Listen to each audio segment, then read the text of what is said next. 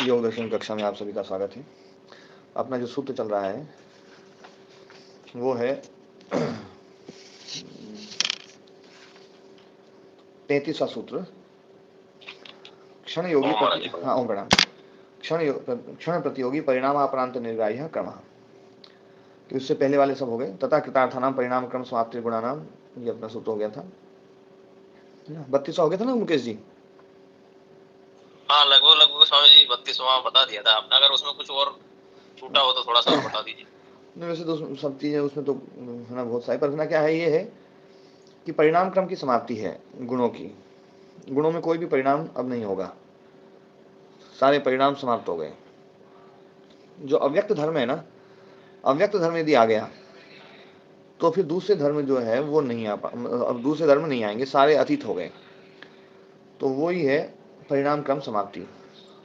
स्वामी जी मतलब इसको ऐसा कहें जो मतलब ये मूल जो योग का सिद्धांत है, ये जो पुम प्रकृति का वियोग, तो ये जो प्रकृति का वियोग ही मानेंगे इसको परिणाम क्रम की समाप्ति को, हाँ, ऐसा कह सकते हैं? हाँ, पुम प्रकृति का वियोग, क्योंकि परिणाम क्रम तब तक रहता है जब तक भोग और अपवर्ग है, मतलब प्रयोजन है। अभी जब प्रयोजन पूरा हो जाएगा, मंदिर में नीचे आवाज आ रही है जो है, थोड़ी सी उसकी आवाज कम करेंगे तो तो परिणाम परिणाम क्रम तब तक है जब तक भोग और अपवर्ग देना है। भोग अपवर्ग दे दिया तो परिणाम क्रम समाप्त। क्योंकि परिणाम क्रम जो चल रहा है वो भोग के लिए चलेगा या अपवर्ग के लिए चलेगा। अब अपवर्ग, भोग भी हो लिया, अपवर्ग भी हो गया, प्रयोजन पूरा हो गया, उसी को कहते हैं कृतार्थ। कृतार्थ मतलब भोग अपवर्ग प्रयोजन पूरा हो गया जिनका, वो हो गया कृतार्थ। कृतार्थ मतलब चैतार्थ। चैतार्थ मतलब प्रयोजन पूरा। तो अब परिणाम क्रम किस लिए होगा? कि परिणाम क्रम तो इसलिए था कि ये जो है ना, परिणाम तभी उसी के लिए था कि या तो भोग देगा या अपवर्ग के लिए काम करेगा। भोग भी प्राप्त हो गया है, अपवर्ग भी प्राप्त हो गया है, तो जो है प्रयोजन पूरा हो लिया है, तो फिर परिणाम क्रम नहीं हो सकता है। यही है परिणाम क्रम की समाप्ति। तो परिणाम क्रम की समाप्ति होगी तो क्या वस्तु भी समाप्त हो जाएगी? तो बोले वस्तु तो नहीं समाप्त होती है, क्योंकि वस्तु तो जो ना यदि समाप्त हो जाएगी तो फिर तो शास्त्र का जो मूल सिद्धांत है वही भंग हो जाएगा, जो सत्कार्यवाद है वही भंग हो जाएगा। इसलिए इन्होंने जो है वस्तु को समाप्त नहीं किया है, परिणाम क्रम को समाप्त किया है। और परिणाम क्रम समाप्त करके और इसको अव्यक्त में डाल देते हैं। तो जो धर्म है ना, सारे के सारे धर्म जो गुणों में, अब ये सारे धर्म, चाहे चित्त भी एक धर्म है, अहंकार भी अपने आप में एक धर्म है, इंद्रियां भी अपना एक धर्म है, ये सब धर्म है। यदि गुणों को देखें तो हम गुण की दृष्टि से देखा जाए तो ये सारे जो तत्व हैं जितने भी है ना, मतलब जो भी लिंगित हो रहे हैं, धर्म क्या है? जो भी लिंगित हो रहा है, तो जो है ना, चाहे वो चित्त है, चाहे महत है, चाहे इंद्रियां हैं, एकादश इंद्रियां हैं, चाहे पंच तन्मात्राएं हैं, चाहे पंच महाभूत हैं, ये सारे के सारे इन गुणों के धर्म हैं। गुण जो है ना वो धर्मी है। तो मूल पदार्थ हम गुण मान लिए, तो मूल पदार्थ गुण मान करके ये जो सारे धर्म हैं, ये तो सारे धर्म अतीत हो जाएंगे और अतीत हो जाएंगे। और गुण जो है ना, गुण कभी अतीत नहीं हो सकता, कि गुण यदि अतीत हो जाए तो सत्कार्यवाद का खंडन हो जाएगा। इसलिए जो है गुणों को तो रख लिया, पर गुणों में जो है ना परिणाम क्रम जो है ना वो समाप्त हो जाएगा। अब परिणाम नहीं होगा। तो परिणाम नहीं होगा तो जो अव्यक्त रूप आया है, अव्यक्त धर्म आया है, अब यह अव्यक्त धर्म रहेगा। ये परिणाम क्रम की समाप्ति है। यही कारण है कि अव्यक्त जो ना, अव्यक्त से चीज लौट नहीं सकती है। दयाराम जी, जो मैं पहले भी बोलता था ना कि अव्यक्त से नहीं लौटेगी चीज, है ना। हाँ, तो ये परिणाम क्रम समाप्त हो गया है। यदि अव्यक्त से लौट जाए फिर तो परिणाम क्रम की समाप्ति क्या हुई? जी, है ना। जी जी जी, बिल्कुल सही जी। तो बोले ये परिणाम क्रम क्या है? तो परिणाम क्रम को समझेंगे तब ये परिणाम क्रम समाप्ति सूत्रों की जो सूत्र है ना, कि गुणों की जो परिणाम क्रम समाप्ति होती है, ये समझ में आएगा। तो इस परिणाम क्रम क्या है? तो ये क्रम क्या है? क्योंकि परिणाम को अपन ने समझा था कि परिणाम जो है, परिणाम के द्वारा क्षण का हमने विभाग किया था, क्षण की सीमा निर्धारित की थी कि भैया क्षण क्या है जिसमें परिणाम लक्षित हो जाए। कोई भी परिणाम लक्षित हो रहा है वो है क्षण। तो बोले कि ये क्रम क्या है? तो परिणाम तो चलो समझ में आ गया, ये क्रम क्या है? तो अथ कोयम क्रमो इति, क्रमो नाम इति, ये क्रम क्या है? तो उत्तर देने वाले क्षण प्रतियोगी परिणामापरांत निर्ग्राह्य क्रम, क्षण का प्रतियोगी है, परिणाम के अपरांत, अपरांत मतलब समाप्ति, परिणाम के समाप्ति से निर्ग्राह्य, निर्ग्राह्य मतलब ना पकड़ में आने वाला, है ना। परिणाम की समाप्ति पर के कारण से जिसका ग्रहण होता है वो होता है क्रम। तो क्रम जो है ना, एक तो क्षण का प्रतियोगी है और परिणाम की समाप्ति से ये पकड़ में आने वाला है। प्रदीप व्यास जी जुड़े हुए हैं? जी जी, जुड़े हुए हैं। तो अब क्षण प्रतियोगी शब्द को थोड़ा सा समझेंगे हम कि क्षण प्रतियोगी क्या है ना। प्रतियोगी शब्द में योग शब्द है। योग मतलब संबंध। संबंध जब भी होगा तो एक का नहीं होगा, दो का होगा, दो या दो से ज्यादा का होगा। तो इसका मतलब है कि ये जो क्रम है, इस क्रम में एक क्षण नहीं चाहिए, एक क्षण से बात नहीं बनेगी, दो या दो से ज्यादा क्षण चाहिए। और दो या दो से जो ज्यादा क्षण हैं उनका आपस में संबंध होना चाहिए। मतलब पौर्वापरी संबंध, ये एक के बाद दूसरा, दूसरे के बाद तीसरा, तीसरे के बाद चौथा, ये उनका संबंध है, वही प्रतियोग है ना।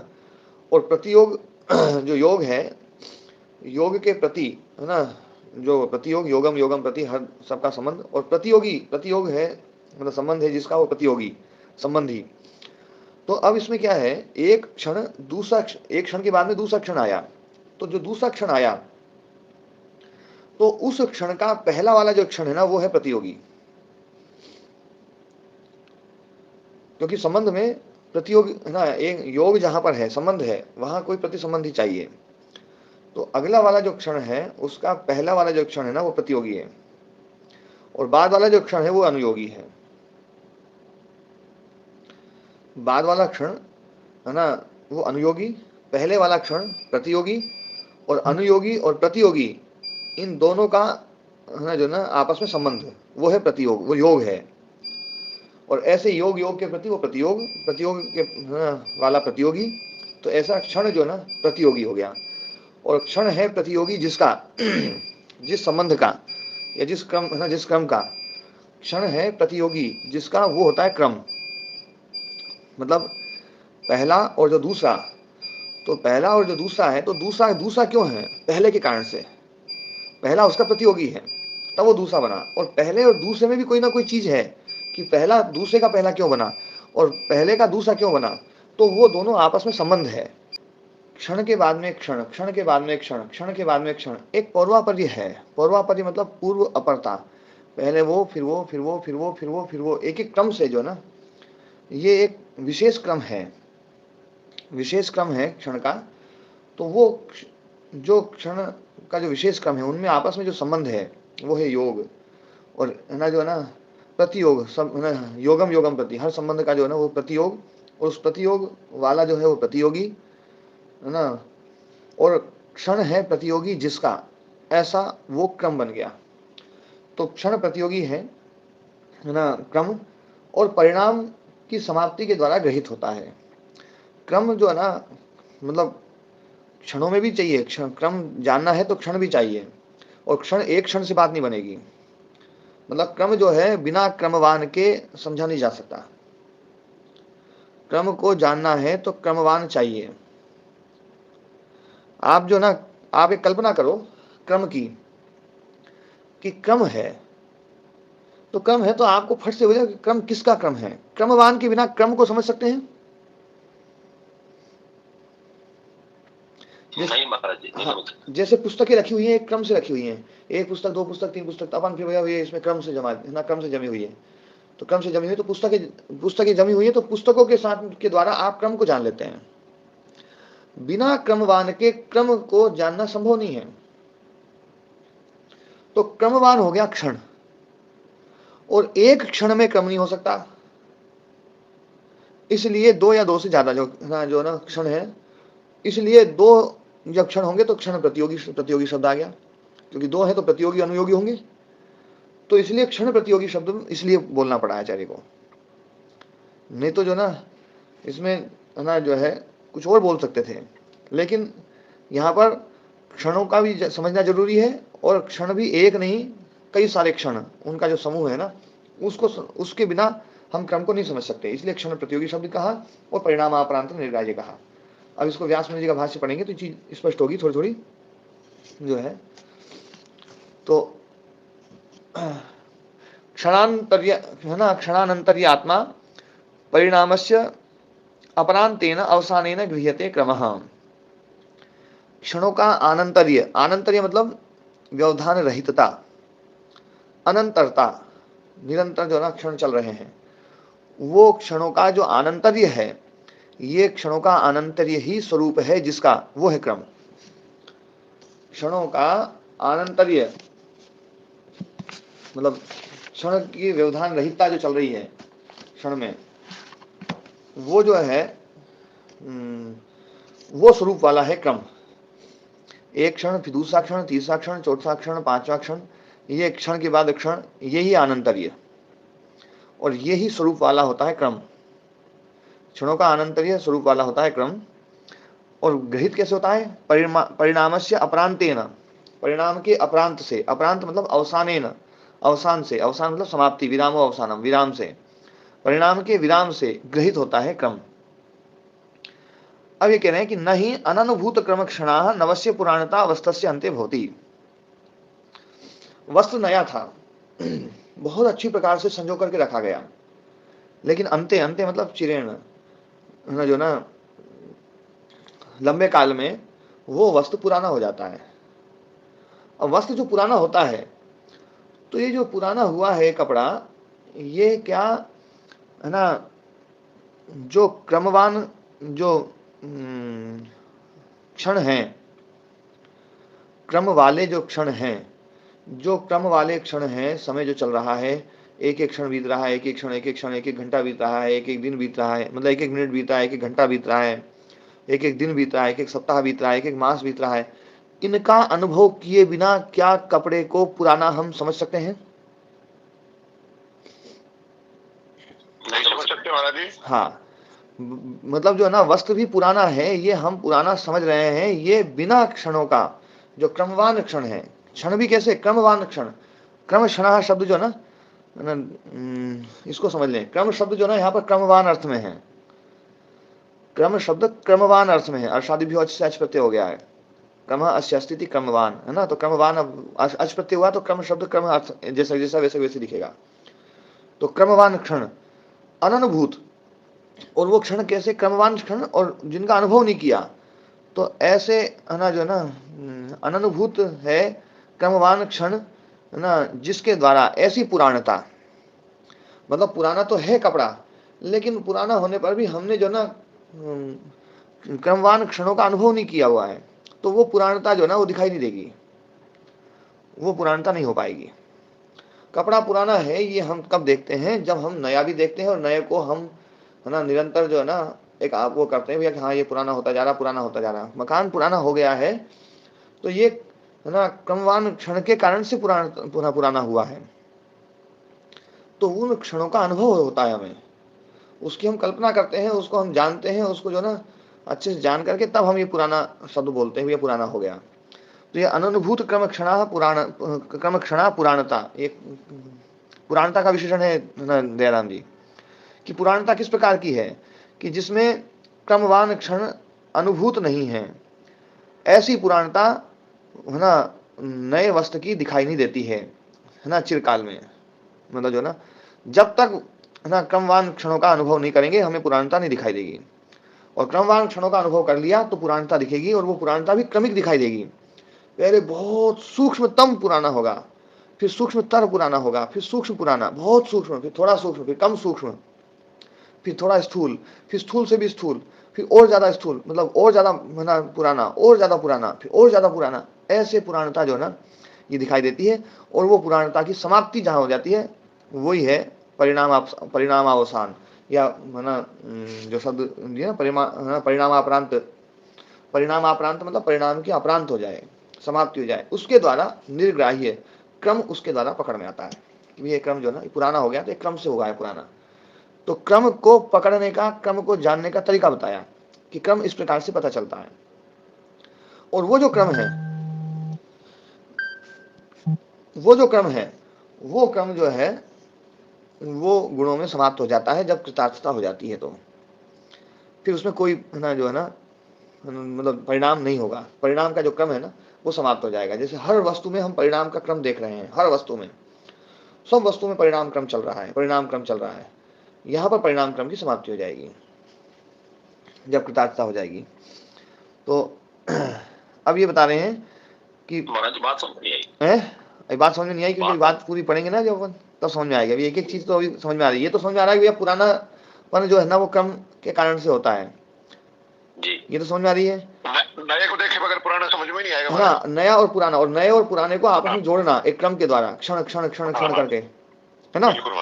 तो ये बात है ना हमें समझ में आनी है। अभी जो है ना फिर उसके बाद में ये जो क्रम होता है, ये क्रम कैसे चलता है, तो बोले क्रम जो है ना परिणाम, जो परिणामी वस्तु है, क्या उसमें ही क्रम चलता है, मतलब जो अनित्य वस्तु है उसी में क्रम चलता है, या ये क्रम नित्य वस्तुओं में भी होता है। तो बोले नित्येषु च क्रमो दृष्टः, नित्य वस्तुओं में भी क्रम देखा जाता है। अब ये नित्य वस्तु कौन सी, है ना, कितने प्रकार की होती है, तो नित्य वस्तु 2 प्रकार की होती है ना। द्वैचयम नित्यता, ये नित्यता 2 प्रकार की है। देखो ये सांख्य योग का सिद्धांत है। वेदांत इस नित्यता को स्वीकार नहीं करता है। वेदांत उसी को नित्य मानता है जो तीनों कालों में एक जैसा रहे, वही नित्य है, बाकी सब अनित्य। वेदांत की अपनी एक नित्यता की परिभाषा है, सांख्य योग की अपनी एक नित्यता की परिभाषा है, क्योंकि ये सत्कार्यवाद है। सत्कार्यवाद है तो इनको वस्तु को रखना ही है। वस्तु रहेगी तो वो नित्य है। जैसे मिट्टी नित्य है, घड़ा बन गया, घड़ा टूट गया, है ना, धर्म जो भी आएंगे धर्म सब अनित्य है, लेकिन जो धर्मी है, वो जो वस्तु है वो नित्य है। ये सांख्य योग का सिद्धांत है। अर्थात महाराज जी प्रकृति को नित्य मानते हैं। हाँ, प्रकृति को नित्य ही मतलब स्वीकार करते हैं। हाँ, नित्य स्वीकार करना पड़ेगा। यदि प्रकृति खत्म कर दी तो मतलब वही खत्म, धर्मी को ही खत्म कर दिया तो सत्कार्यवाद ही खत्म हो जाएगा। इसीलिए इनको उसमें डालना पड़ता है। हाँ, अव्यक्त में। तो हाँ अव्यक्त में डालना पड़ता है, अव्यक्त में डालते हैं। और ये जो ना आत्मा के समकक्ष खड़ा करते हैं फिर नित्य पदार्थ को। जी बाबा। और नित्य पदार्थ को आत्मा के समकक्ष खड़ा करके फिर ये बताते हैं कि आत्मा तो कूटस्थ है, अपरिणामी नित्य है, और ये जो गुण है ये परिणामी नित्य है। जी महाराज, ठीक है ना। जी महाराज जी। ये 2 इनकी मतलब ये विशेष मान्यता है जो वेदांत से थोड़ी सी टकराती है।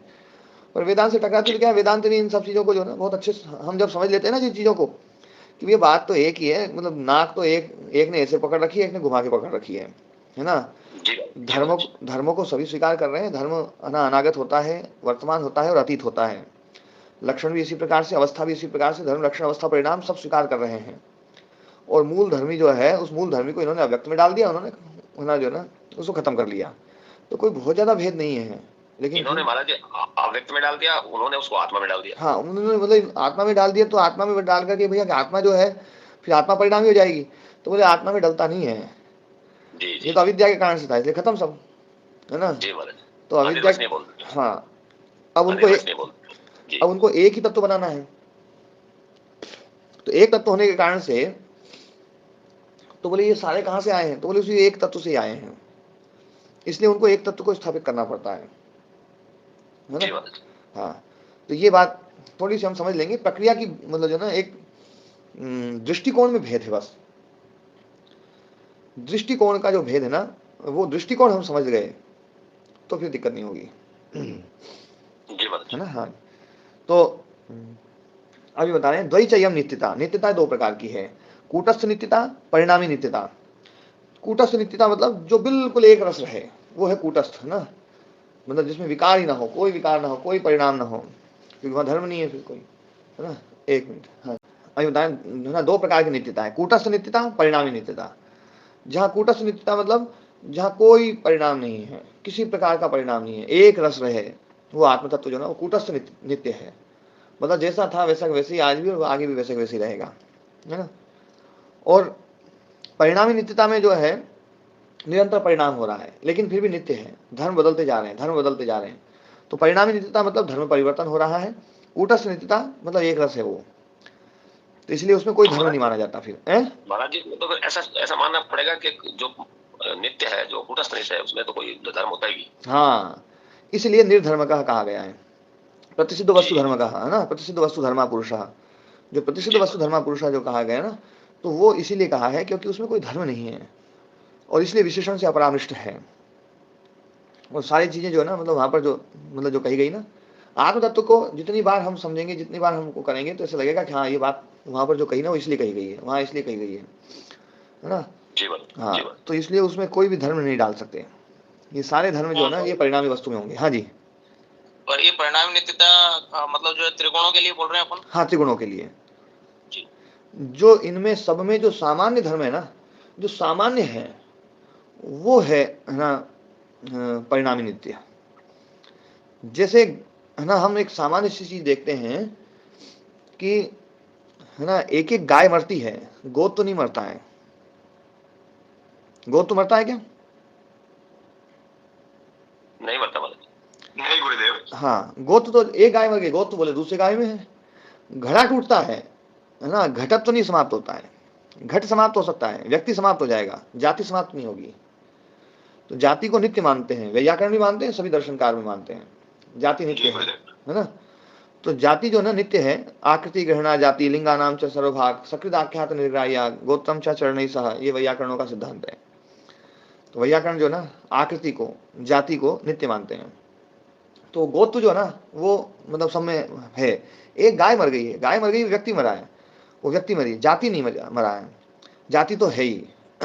और एक बात और थोड़ी समझने की है, जैसे गाय है ना में एक जाति है, गोत्र जाति, ऐसे ही मतलब जाति जो ना, क्योंकि जो समय व्याप्त है, सब में समान रूप से है, सामान्य रूप से है, वो जाति है ना। तो ऐसे ही सब में समान रूप से सत्व रजस तमस समान रूप से है, इसलिए वो समान धर्म कहा गया है। सामान्य धर्म जो ना तो समान है ना, सत्व रजस तम साम साम्य अवस्था, साम्य, समान कहो, सामान्य कहो, साम्य कहो। सम और समान तो एक ही अर्थ है, क्यों जी दयाराम जी? सम और समान एक ही बात है। जी बिल्कुल। है ना। और सामान्य और साम्य एक ही बात है जी। तो सामान्य धर्म है, मतलब साम्य धर्म है ना, सत्वरजस्तम साम्य है ना। तो ये जो साम्य अवस्था है, सब में समान रूप से विद्यमान है, यही मूल प्रकृति है। तो ये जो मूल प्रकृति, तो जो जाति है ना वो मरेगी नहीं, जाति खत्म नहीं होगी, इसलिए जाति को नित्य मानते हैं ये। तो सांख्य योग का सिद्धांत जो है ना, मतलब बड़ा अच्छा सिद्धांत है, बहुत स्पष्ट सिद्धांत है, व्यावहारिक सिद्धांत है। जी देवदत्त जी। हाँ जी। जाति मतलब योनि नाश नहीं होता, यही तो हुआ। नहीं, जाति मतलब जो ना, जो सब में एक समान धर्म है ना, वो है जाति, है ना। सब में एक समान धर्म है, वो है जाति। मतलब जो है, वो जो गोत्र है ना, गोत्र को कोई समाप्त नहीं कर सकता, गोत्र को कोई समाप्त नहीं कर सकता, उनका सिद्धांत है गोत्र तो जो ना। अब जैसे हम व्यक्ति को पैदा करते हैं, जैसे एक बात देखो, पहले भी ये बात मैंने कही थी कि गोत्र जो है ना वो व्यक्ति में अभिव्यक्त होता है। ये बात पहले मैंने एक बार बताई थी, जाति और व्यक्ति को लेकर के, बहुत गहरी बात बोल रहा हूँ। जो व्याकरण ना पढ़े हुए लोग हैं वो भी इस बात को समझें, तो उनकी भी काम आएगी, है ना। क्या है, मिट्टी से घड़ा पैदा हुआ, तो घट व्यक्ति तो हमने पैदा कर दिया, उसमें जो जाति आई है, घटत्व जाति, वो कहाँ से आई है? घटत तो जाती तो है सदा से। वो कहाँ थी? तो मिट्टी में थी, मिट्टी में थी महाराज जी। हाँ। ये जो घटत्व जाति है, ये सर्वत्र है। ये जो जाति है ना, जाति को सर्वत्र माना गया है, वो सर्वत्र है, व्यक्ति में अभिव्यक्त होती है। घड़ा जो बना है ना, उसमें अभिव्यक्त हो रही है। अर्थात आप यूं कहना चाह रहे महाराज जी कि जाति जो है वो अभिव्यक्त या अनभिव्यक्त दोनों रूपों में रहती है, हाँ, परंतु समाप्त कभी नहीं होती। समाप्त कभी नहीं होती है, यही उसकी नित्यता है। तो ये अभिव्यक्त और ना अनभिव्यक्त जो है ना, ये बस होती है। गाय मरी है, तो हमने जो गाय जो ना, मतलब जो गाय मरी, मतलब जो जो व्यक्ति है वो मरा है, गो तो नहीं मर सकता। तो गो तो कहाँ गया? वो अनभिव्यक्त हो गया, अनभिव्यक्त हो गया। तो ना जो जाति ना वो एकदम प्रकट होती है, कहीं से लानी नहीं पड़ती है जाति जो ना ये एक बड़ा सिद्धांत है, बड़ा अद्भुत सिद्धांत है। बहुत दिन बाद समझ में आया था मुझे भी ये, लेकिन ये बात बिल्कुल एकदम स्पष्ट भैया कि जाति जो ना वास्तव में है। तो जब ये जो ना सामान्य जो जाति, सामान्य धर्म जो है, ये इस प्रकार से अव्यक्त और अभिव्यक्त हो जाते हैं, तो जो गुण है ना, ये गुण भी इसी प्रकार के हैं, इसलिए इन गुणों को नित्य मानना पड़ता है, और इन गुणों से ही अभिव्यक्ति माननी पड़ती है। ये एक बड़ी मतलब प्रोसेस है इसमें, कि गुणों से अभिव्यक्ति जो ना, क्योंकि यहाँ पर जो ना जाति और व्यक्ति पैदा हो रहा है किसी और चीज से, मतलब जो ना, लेकिन उसमें जाति मुख्य है। ये जाति के कारण से ये व्यक्ति जो ना ये गो बना है। यदि जाति नहीं होती तो ये कोई भी चीज गाय नहीं बन सकती थी, जाति नहीं होती तो कोई भी मिट्टी का पदार्थ घड़ा नहीं बन सकता था, घट नहीं बन सकता था। तो जाति और जाति के साथ में वो द्रव्य चाहिए। यहाँ पर द्रव्य कोई अलग नहीं है, वो सामान्य धर्म ही मूल कारण है इन सब द्रव्यों के। ये एक और प्रोसेस जो ना बड़ी अच्छी प्रोसेस बनाई है, लेकिन ये सब है अनादि, इसलिए उसमें से पैदा नहीं होंगे, लेकिन ये समाप्त हो जाएंगे। तो ये सारे जितने भी व्यक्ति हैं ये धर्म हैं। धर्म मतलब जो दूसरों से इसको अलग कर दे, वही तो धर्म होता है ना। जैसे है ना, घट धर्म है और पट धर्म है। तो घट धर्म पट धर्म अलग अलग हैं, एक दूसरे से अलग कर रहे हैं। आत्म तत्व में इसलिए धर्म नहीं है कि उसको किससे अलग करें अपन, वो अलग करने वाली कोई चीज ही नहीं है उससे जी, वो तो सभी के आत्मा है। हाँ इसलिए वहां कोई धर्म नहीं है। ये बड़ा है ना जो है ना एक विशेष दर्शन। वैसे तो आत्मा शब्द में ही अपने आप में ही सारा कुछ छुपा हुआ है। हाँ हाँ, आत्मा मतलब सबका आत्मा। हाँ, ये भी इसको भी खोलेंगे अब, है ना, कि शब्द से जो हम आत्मा को समझते हैं ना, वो शब्द की जो छाप है ना उसके कारण से हम समझ भले लेते हैं, पर वास्तव में शब्द समझा नहीं सकता आत्मा को। जीवन जब हम शब्द के द्वारा समझाने का प्रयास करते हैं ना, तो यहां पर केवल और केवल विकल्प वृत्ति काम करती है। शब्द ज्ञानानुपाती वस्तु शून्य विकल्प, वस्तु शून्यता है वहां पर। जो शब्द जिस चीज को कह रहा है ना वो चीज वहां शून्य है। वास्तव में हम अस्थि कहते हैं कि अस्थि है, तो अस्थि, वो अस्थि क्या है? अस्थि होता है किसी भी पदार्थों का रहना, पदार्थ है। इन पदार्थों के द्वारा हम अस्थि शब्द की एक कल्पना करते हैं और फिर उस अस्थि को हम आत्मा में डालते हैं। ऐसे तो होता है जीवन है ना। और जब हम अस्थि कहते हैं तो आसीत भी कह सकते हैं, है कह सकते हैं, तो था भी कह सकते हैं, है ना, और होगा ये भी कह सकते हैं, है ना। भविष्यति भी कहते हैं अस्थि के कारण से, भविष्यति भी कहते हैं कि भैया होगा, तो इसलिए हम कहते हैं भैया आत्मा है, आत्मा पहले भी था, आत्मा अभी भी, और आत्मा आगे भी होगा। ये सब जो है ना केवल और केवल शब्दों के कारण से, ये विकल्प वृत्ति है। तो विकल्प वृत्ति के द्वारा हमने उस अस्थि क्रिया को उत्पन्न करके और आत्मा को उसके द्वारा समझा दिया, जबकि आत्मा में न तो कोई क्रिया न कुछ है, समझ नहीं सकते। इसलिए जो शुद्ध पुरुष है ना उस आत्म तत्व को समझा ही नहीं जा सकता, इसलिए वो अप्रमेय है ना। जी, तो अब ये है ना अपन वापस है ना उसमें आते हैं कि नित्यता दो प्रकार की। आत्मा को समझा नहीं सकते लेकिन आत्मा को महसूस तो कर सकते हैं। हाँ, आत्मा को जो प्रतिबिंब पुरुष है ना, उस प्रतिबिंब पुरुष को हम महसूस करते हैं। जो प्रतिबिंबित जो ना, जैसे प्रतिबिंबित जो वस्तु है ना, उस प्रकाशित वस्तुओं के द्वारा हम प्रकाश को समझने का प्रयास करते हैं। जी महाराज जी। और बहुत समय से समझ रहे हैं हम, है ना मदन मोहन जी? जी महाराज जी। आप कितने समय से प्रकाश को समझने का प्रयास कर रहे हैं? महाराज जी, जब से मतलब समझ आई है ना, शुरू से कर रहे हैं, लेकिन वो उसका अंत तो नहीं है। तो आज तक प्रकाश देखा है? नहीं महाराज जी, ये तो उसका रिफ्लेक्शन है। क्या गजब बात है, देखो ना, इतने समय से हम प्रकाश समझ रहे हैं और इतने समय से, और यूं भी हम मानते हैं कि यार वास्तव में जो ना प्रकाश को तो अपन ने समझ लिया, लेकिन आज तक प्रकाश नहीं देखा। जी महाराज जी, जो परफेक्ट ब्लैक बॉडी होती है साइंस के उसमें वो पूरे प्रकाश को अवशोषित कर लेती है। तो फिर इसलिए वो ऐसा लगता है कि उसमें कुछ दिखाई भी नहीं देता, परफेक्ट ब्लैक बॉडी दिखाई नहीं देती किसी को। जी। जो अपने को जो दिखाई देता है वो रिफ्लेक्शन है, जिसको वो मतलब अवशोषित नहीं करता है, और जिसको वो वापस कर देता है केवल वो दिखाई देता है। हाँ, पर जो वापस करता है ना जब, तो अपने गुण मिलाकर के वापस करता है। जी महाराज, जो अपने गुण मिलाकर के जो वापस कर रहा है ना, तो ये जो है ना, यही है मतलब जो ना उसकी अविविक्तता। इसी को जीवात्मा कहा जा रहा है महाराज जी। हाँ, इसी को जीवात्मा शब्द जो ना सोपाधिक रूप हो गया, मतलब प्रकाश के साथ में कुछ मिल गया। अब प्रकाश के साथ में कुछ मिल गया, वो चीज हमें पकड़ में आ रही है अब। और जो बिना मिला हुआ है ना, वो प्रकाश कभी पकड़ में नहीं आएगा। तो देखो कितनी भौतिक चीज जो है ना वो पकड़ में नहीं आ रही है।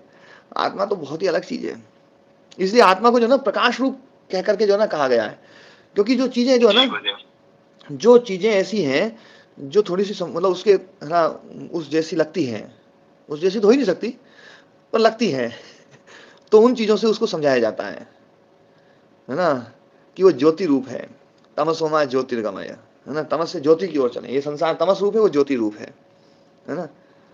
वो ना जो है मतलब उस रूप में समझा देते हैं। तो अपन फिर से वापस प्रकृति में चलते हैं। तो नित्यता दो प्रकार की है। कूटस्थ नित्यता है ना, जो है परिणाम जहां पर नहीं है, बिल्कुल भी नहीं है, एक रस जो ना वो पदार्थ भी नित्य है, वो नित्यता एक तो, और एक परिणामी नित्यता चाह। तो परिणामी नित्यता जो है वहां पर परिणाम देखा जाता है, और वहां पर जो परिणाम देखा जाता है, कूटस्थ नित्यता में तो परिणाम नहीं है, लेकिन क्या वहां क्रम है कि नहीं है? तो बोले क्रम की कल्पना तो हो सकती है वहां पर भी, क्योंकि क्रम की कल्पना जो ना शब्द की सहायता से हम कहते हैं भैया अस्ति वो है, तो फिर आसीत वो था, और भविष्यति होगा, तो क्रम बन गया नहीं बन गया? क्यों नहीं दयाराम जी? है ना? तो क्रम की कल्पना कर ली हमने, पर ये क्रम की जो कल्पना है ना, विकल्प वृत्ति के द्वारा है, ये ध्यान रखना है ना? हाँ, अब ये है ना, व्यास मुनि जी उसको घसीट भले रहे आत्मा को इसके साथ में, गुणों के साथ में थोड़ा सा विकल्प वृत्ति महाराज जी वो वस्तु शून्य, हाँ वस्तु शून्यता, कि वहां क्रम शून्यता है, लेकिन फिर भी क्रम है ना की कल्पना की जा रही है, क्योंकि वो तो कालातीत है। क्रम जहां भी होगा ना वहां क्षण होगा, वही क्रम होगा, है ना? इसलिए क्रम को कहा जाता है क्षण प्रचयाश्रय, है ना? प्रचयाश्रय, क्षण का प्रचय मतलब समूह है, आश्रय जिसका, वो होता है क्रम। ये क्षण प्रतियोगी शब्द है ना, क्षण प्रतियोगी शब्द का वास्तविक अर्थ है क्षण प्रचयाश्रय। क्षण प्रचयाश्रय मतलब क्षण समूह है, आश्रय जिसका, क्षण समूह, क्योंकि एक क्षण में प्रतियोगी नहीं बनेगा, योगी नहीं बनेगा तो योगी प्रतियोगी कैसे बन सकता है? तो क्षण प्रचय, और प्रचय शब्द जो है ना, थोड़ा सा ये समझे, प्रचय शब्द जो है ना, हमने मुकेश जी, प्रचय मतलब होता है समूह, पर समूह ऐसा समूह नहीं जो अव्यवस्थित हो, व्यवस्थित समूह को प्रचय कहा जाता है। जैसे फूलों का ढेर है ना, वो ढेर के लिए प्रचय शब्द का प्रयोग भले कोई कर दे, लेकिन वास्तव में प्रचय है जो फूल गुथे हुए हैं ना, तो फूलों का गुथ करके एक क्रम से जो ना फूल जो गुथे जाते हैं, प्रकृष्ट क्रम से जहां पर चयन हुआ है वो है प्रचय। दयाराम जी है ना? तो जैसे माला में, हाँ माला में जो है ना, फूलों की माला बन गई तो गुथा हुआ है, एक के बाद एक, एक के बाद एक, एक के बाद एक, एक के बाद एक, एक के बाद, ऐसे ही क्षणों का जो प्रचय है, वो क्षणों का प्रचय का आश्रय भूत जो ना वो है क्रम। क्षण प्रचय आश्रय है जिसका, क्षणों का एक क्रम है आश्रय जिसका, तो इन क्षण के क्रमों में रहने वाला, यही कहा है क्षणानंतर्य आत्मा। अनंतर्य मतलब व्यवधान रहितता, एक के बाद एक, एक के बाद एक, एक के बाद एक, एक के बाद एक, वो जो है ना उस स्वरूप वाला वो आत्मा है ना, वो स्वरूप है जिसका, ऐसा वो क्षण है। ठीक है जी है ना? हाँ हाँ जी। तो अब इसमें जो है ना ये बता रहे हैं कि परिणाम, अब कूटस्थ नित्यता और परिणामी नित्यता, दो प्रकार की नित्यता हो गई। तत्र कूटस्थ नित्यता पुरुषस्य, कूटस्थ नित्यता जो है वो पुरुष की है। परिणामी नित्यता गुणानाम, परिणामी नित्यता जो है वो गुणों की है, गुणों में परिणामी नित्यता है। तो है ना, अभी कह रहे हैं बोले भैया जो ना बोले क्रम जो है, चलो कूटस्थ नित्यता में क्रम हमें समझ में मतलब परिणामी नित्यता जो है उसमें क्रम समझ में आ जाए, लेकिन है ना जो है अभी वो चर्चा थोड़ी देर बाद करेंगे। यस्मिन परिणामी माने तत्वम न विहन्यते तद नित्यम, तो परिणामी जो पदार्थ है, चलो कूटस्थ पदार्थ है उसको तो हम नित्य मान सकते हैं, परिणामी है और फिर भी नित्य है, ये कैसे बात है? ये समझ में नहीं आ रही है। तो बोले कि परिणाम, यस्मिन परिणाम माने, जिसके परिणाम मान होने पर, जिसके बदलने पर भी तत्वम न विहन्यते, तत्व नहीं बदलता है। मिट्टी से घड़ा बन गया तो घड़ा तो बन गया, परिणाम तो हो गया, पर क्या मिट्टी बदल गई? क्या मिट्टी भी वैसी वैसी। फिर घड़े से सकोरा बन गया, ठीकरा बन गया, है ना? पहले घड़ा बना, फिर घड़े से सकोरा बना, सकोरे से ठीकरा बना, ठीकरे से है ना जो ना और छोटे छोटे टुकड़े बन गए, टुकड़े से चूर्ण बन गया। मिट्टी तो वो की वही है, मिट्टी थोड़ी बदल रही है, तो इसलिए मिट्टी नित्य। तो जो है ना परिणाममान होने पर भी जिसमें तत्व नहीं खत्म हो, तत्व का विघात न हो, तत्व न विहन्यते, तत्व का विघात न हो, तन नित्यम। उभय से है ना तत्वान विघाता नित्यत्वम, दोनों में तत्व का विघात नहीं होता है, न तो गुणों में और न आत्मा में, इसलिए दोनों ही नित्य हैं, है ना? आत्मा भी नित्य और है ना गुण भी नित्य। तो यहां पर बात यह है भैया कि चलो आत्मा नित्य है, ये बात तो समझ में आती है, ये गुण नित्य है, परिणामी भी बताया और फिर भी नित्य बता दिया, ये बात समझ में नहीं आ रही बोले। तो इसके लिए जो है ना यहां पर अब थोड़ा सा वो कर रहे हैं कि तत्र गुण धर्मेशु बुद्ध्यादिषु परिणामापरांत निर्ग्राह्य क्रमः लब्ध पर्यवसानः नित्येषु धर्मेषु गुणेषु अलब्ध पर्यवसानः। यहां पर ये बात कह रहे हैं कि ये जो मतलब ये नित्य पदार्थ हैं और इनको नित्य भी कह रहे हो, परिणाम भी बता रहे हो, और परिणाम मतलब इनमें क्रम भी बता रहे हो कि भाई इसमें क्रम भी है, और जो क्रम है तो क्रम तो जो ना परिणाम की समाप्ति पर ना जो ना ग्रहित होता है, तो क्या इनका परिणाम समाप्त हो जाएगा क्या? ये गुण जो है, तो बोले गुण जो है, गुणों का परिणाम की समाप्ति जो है उसके द्वारा ग्रहित होता है। तो चलो है ना जो ना ये किस प्रकार से इनकी समाप्ति होती है और ये क्रम इनमें कैसे ग्रहित होता है, तो अब इसको समझा रहे हैं कि भैया कैसे ग्रहित होता है। तो बोले तत्र गुण धर्मेशु बुद्ध्यादिषु परिणामापरांत निर्ग्राह्य क्रमः लब्ध पर्यवसानः। गुण के जो धर्म है, देखो ध्यान रखना, गुण के जो धर्म है ना, ये बुद्धि आदि सब ये गुण के धर्म है। गुण हो गया धर्मी, मूल मूल तत्व हो गया गुण, और इसके जो धर्मी है ये सब बुद्धि आदि जो ना ये धर्मी है। तो जो धर्मी है उनमें जो विद्यमान धर्म है गुण धर्म, गुण धर्मेशु बुद्ध्यादिषु, बुद्ध्यादि जो धर्म है परिणामापरांत निर्ग्राह्य, परिणाम के समाप्ति के द्वारा निर्ग्राह्य क्रम, इन बुद्धियादियों में जो क्रम है वो परिणाम की समाप्ति से ग्रहित होता है। तो परिणाम की समाप्ति से ग्रहित होने वाला जो क्रम है, इसलिए वो लब्ध पर्यवसान है।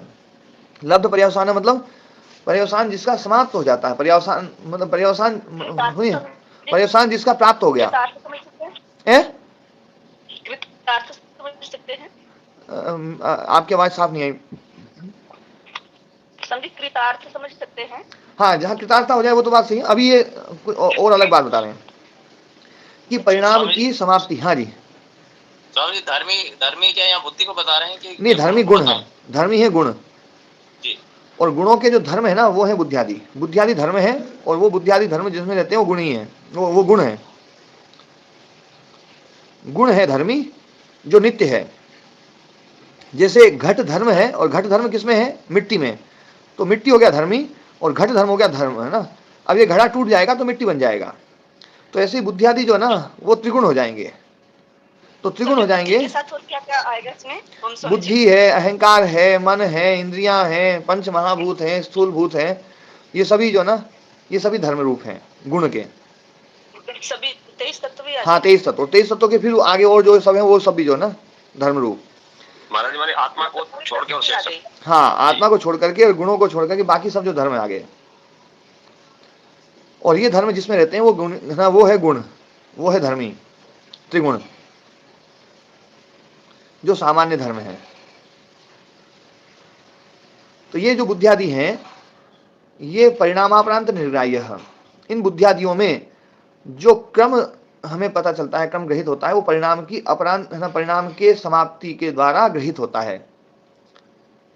बुद्धि में जो जो है ना परिणाम आ रहे हैं वो समाप्त होते जाते हैं, और बुद्धि भी जो ना समाप्त हो जाती है, क्योंकि बुद्धि धर्म है तो बुद्धि धर्म है तो वो भी समाप्त हो जाएगा। बुद्धि धर्म है वो अतीत हो जाएगा, और अव्यक्त धर्म है वो वर्तमान हो जाएगा। गुणों में जो बुद्धि धर्म है वो अतीत हो जाएगा, अभी तो वर्तमान चल रहा है, फिर वो अतीत हो जाएगा और अव्यक्त धर्म आ जाएगा। यही है बुद्धि की समाप्ति, इसी को अपन बुद्धि की समाप्ति कहते हैं। बोले चित्त मुक्ति ही मोक्ष है, ये पहले आया था ना, चित्त मुक्ति रेव मोक्ष है ना, चित्त मुक्ति ही मोक्ष है, वास्तव में चित्त की समाप्ति ही मोक्ष है। तो चित्त धर्म समाप्त हो जाएगा, तो वही चित्त धर्म की जो समाप्ति ना वही है लब्ध पर्यवसान। लब्ध पर्यवसान मतलब जहां पर पर्यवसान समाप्ति जहां पर प्राप्त हो गई है समाप्ति जहां पर प्राप्त हो जाए वो है लब्ध पर्यवसान। तो ये जो बुद्धियादि जितने भी धर्म हैं इन सब में पर्यवसान लब्ध हो जाएगा, प्राप्त हो जाएगा। समाप्ति जो ना विराम जिसका प्राप्त हो जाए, विराम जिसका प्राप्त हो जाए वो होते हैं लब्ध पर्यवसान, मतलब जिसका अंत आ जाए। लब्ध पर्यवसान, पर्यवसान मतलब अंत, लब्ध मतलब प्राप्त हो गया है, अंत जिसने प्राप्त कर लिया है वो हो गया लब्ध पर्यवसान। लेकिन जो गुण है वो लब्ध पर्यवसान नहीं होंगे, वो अलब्ध पर्यवसान। नित्येषु धर्मेषु गुणेषु अलब्ध पर्यवसान, और जो गुण है जो धर्मी है वो है अलब्ध पर्यवसान, उसका अंत नहीं होगा। यदि उसका अंत हो जाए तो फिर सत्तारिवाद खत्म हो जाएगा। ये बात दिक्कत, मतलब ये समस्या आ रही है। तो ये सारे धर्म जो है ना ये गुणों में डाल लेते हैं, और वो वेदांती जो ना ये गुणों को भी उसमें डाल लेते हैं, एक में डाल लेते हैं। तो ये डालते डालते बस है ना, वो एक को बचा लेते हैं, ये 3 को बचा लेते हैं। डालते कहाँ जी, वो तो एक प्रकार से स्वीकार ही नहीं करते इस बात को, वो तो कहते हैं कि तो एक प्रकार से स्वप्न जैसा है। नहीं पर डालते हैं ना, डालते हैं तो उसमें कोई समस्या आती है इसलिए उसको खत्म कर लेते हैं। हाँ जी ओम जी, मुकेश जी। हाँ स्वामी जी बोल रहा हूँ, सिद्धांत तो मतलब बिल्कुल मतलब सिद्धांत को लाके सारी चीजें समझा रहे हैं। हाँ। और ये जो समझने योग्य है, क्योंकि अंततः जब हम जिस चीज को पाना चाह रहे हैं उसके लिए सिद्धांत समझ में आना चाहिए। मैं थोड़ा सा इसको मतलब क्योंकि अब समाप्ति हो रहा है तो थोड़ा सा एक दो चीजें जो है फिर से आपसे चाहूंगा, क्योंकि आप या तो अगले दिन या जैसे भी है। एक तो क्या है कि एक तो आपने जो बताया कि तो फार्मूला इसी में पूरा जो है योग दर्शन में ही है सारी चीजें, जैसे कैसे क्या मिलेगी और हर सूत्र पे कहाँ ठहरे हो, ये आपने बताया था। जी जी। तो वो चीज हम मतलब प्रैक्टिकल पे जाएंगे, हम प्रैक्टिकल करना हम लोगों को थोड़ा सिद्धांत पक्ष तो सुनने में जो है सुनने वाला चीज तो आ गई हमको। और सारे जो हमारे साधक भाइयों की जैसे आपस में जो चर्चा भी होती है, जैसे खासकर आदरणीय राम कुमार जी पूछते हैं आप करें कैसे क्या इसको, तो वो करने की विधियां भी आप कई बार बता चुके हैं। तो वो भी थोड़ा जो है रिविजन में मतलब एक आध दिन थोड़ा सा ले लेंगे। एक दो चीजें जो है स्वामी जी जो मूल है वो फिर से थोड़ा मैं अनुरोध करना चाहूंगा, वो थोड़ा और आप समझाइएगा। वैसे शब्दों में तो आ रहा है पर उनको सरल शब्दों में और जो है रखेंगे तो थोड़ा सा और हो सकता है कुछ नया उद्घाटित हो जाए, क्योंकि आप जब समझाते हैं फिर से तो कुछ नई चीज निकल आती है। एक तो अविद्या को फिर से जो है 4 बड़े शब्द अविद्या में दिए हैं, वो अनात्म और अनित्य को नित्य मानना, अशुचि को शुचि। तो अविद्या को फिर से आप थोड़ा सा और मतलब वो कीजिए, और दुख जो है थोड़ा और समझा दीजिएगा, मतलब जो है ताकि हम प्रैक्टिकल चीज में थोड़ा सा और जाएं। जी जी। तो ये समाप्त होने से पहले मतलब अपने 33-34 सूत्र। हाँ नहीं ये समाप्त, इसको समाप्त करके फिर उस पर चर्चा कर लेंगे ना। जी सर जी। और कौन सी चीज? कुछ नहीं स्वामी जी, और तो फार्मूले हैं वो थोड़े से जो समझ में आए हम लोग चर्चा कर लेते हैं। यदि 1 मिनट दें तो मैं बता दूं आपको। बहुत अच्छे फार्मूले उद्घाटित करे हैं कि मतलब जैसे स्वामी जी योग दर्शन में तो बहुत अच्छी मतलब एक बहुत सैद्धांतिक तरीके से 1 by 1 स्टेप में समझाया है।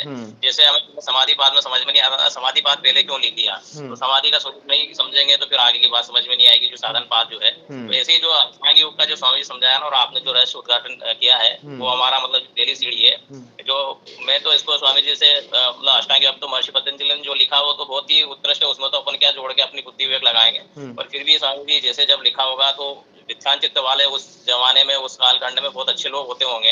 अब ये कालखंड इतना खराब चल गया है कि वो विद्वान भी अत्यधिक विद्वान हो गया, मतलब ये चित्त भी जो है ना अब जिस प्रकार के हम जैसे लोग हैं वो विद्वान चित्त से भी परे अत्यधिक विद्वान चित्त वाले हैं। तो उन्होंने जो रहस्य उद्घाटन किया है तो वो अष्टांग योग के बजाय मुझे तो नवांग योग समझ में आ रहा है स्वामी जी। ये यम नियम से पहले वितर्क जो आप बताते हैं, तो वितर्क हटाना मतलब पहला अंग है हमारा, मतलब ये मान लें वितर्क हटाना, फिर यम, फिर नियम, आसन, प्राणायाम, प्रत्याहार, धारणा, ध्यान और समाधि। तो जो आप कहते हैं कि वितर्क को सबसे पहले मारो, तो ये हमें मारना है। मारना मतलब हटाना है, छोड़ना है, क्योंकि योग में भी जैसे बताया आपने कि ओम प्रकृति का योग है, तो छोड़ना है बस इसमें। तो अब हम गलती क्या कर रहे हैं नियम में भी स्वामी जी की यम नियम को पकड़ना चाह रहे हैं, मतलब उसको भी जैसे अहिंसा आ जाए, सत्यम में आ जाए। तो इसका ये फार्मूला निकाला स्वामी जी आपने कि उसको छोड़ना है मतलब पकड़ना कुछ नहीं, जैसे इनके विरुद्ध को छोड़ो बस। हिंसा छोड़ो। हिंसा क्या है कि बड़ी अभी इसकी गहराई वाली चीज हम चर्चा कर रहे हैं स्वामी जी, जैसे जीवों की हत्या करना और मांस न खाना, ये कैदी न करना, ये हिंसा नहीं। उसकी जो सूक्ष्मता वाली जो मन वचन वाली वो भी जैसे छोड़े हम, जैसे हिंसा छोड़ दे, झूठ छोड़े, चोरी छोड़े, इनको इनके विरुद्ध वालों को छोड़ेंगे तो दूसरा अपने आप जो आ जाएंगे। आना कुछ नहीं, वो है ही हम। ऐसी चीज जो बताई जाती है। तो यम नियम जो है मतलब ये छोड़ने वाली प्रक्रिया हम इसकी टेक्निक्स को और अब लेते हैं स्वामी जी की। चोरी छोड़े, चोरी वैसे चोरी नहीं करते परंतु बहुत से सारी वस्तुओं में जो लालसा है, द्रव्य पदार्थ जो अस्तेय में बताया आपने कि द्रव्य में जो लालसा का भाव है, भाव छूट जाए वो है अस्तेय। तो हमारा भाव छूटा नहीं। तो ऐसी छोटी छोटी चीजों को हम छोड़ेंगे तो स्वामी जी फार्मूला तो यही है कि वितर्क हटाने से जो है शुरुआत होगी।